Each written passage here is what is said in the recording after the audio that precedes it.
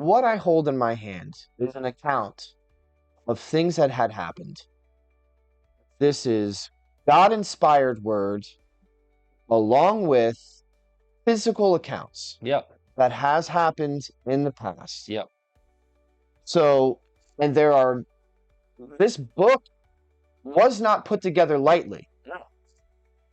There were many that had gone through and made sure that this was, in effect, the truth, the will of God, the spoken, breathed life,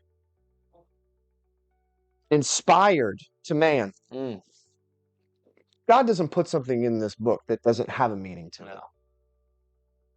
This should be taught in history class. It was. It was. This should still be taught. I learned this in my history class when I was in 10th. No.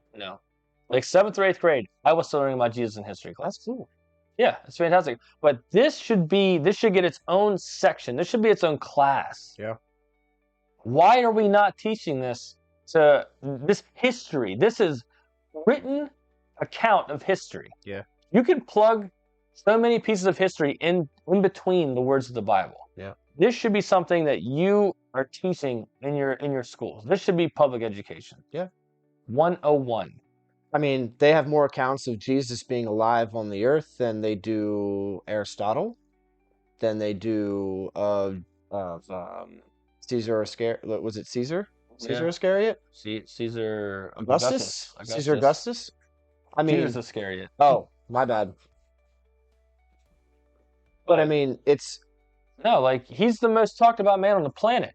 Yeah. And we have so much written account, so much like actual evidence. We have more evidence he existed than we have that he didn't. Yep. At this point. Yep. I want to say there's an astronomical amount of accounts. I think it's well into there's 3,000 plus, witnesses. Yeah. Written down text.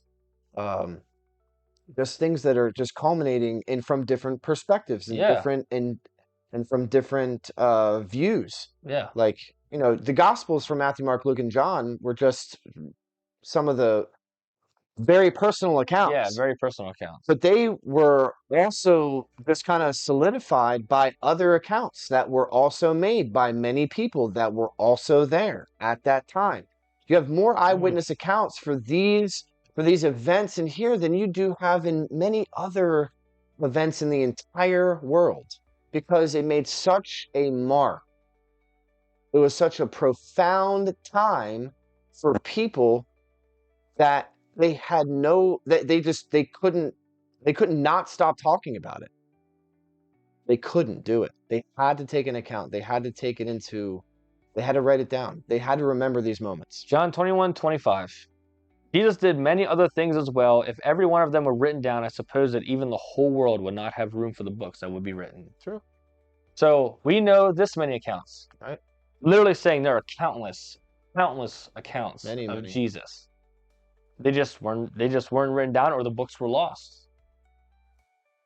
But even today, you hear all these people having these personal accounts with Jesus, seeing, having that experience where they see Jesus, or that personal, overwhelming, hearing the God speak out loud audibly. It's like, oh yes, you can't deny, like all right, so the Pharisees were able to pay off a decorum of people. Yeah.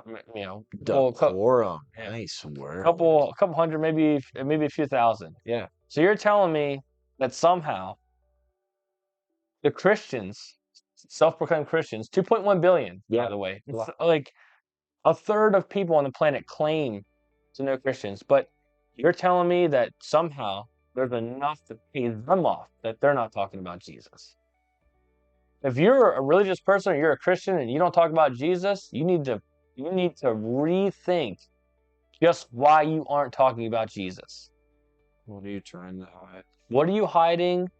Who's telling you shouldn't talk about it? Because if they're telling you shouldn't talk about it, well, the last guys that say you shouldn't talk about Jesus, they didn't try, they killed Jesus.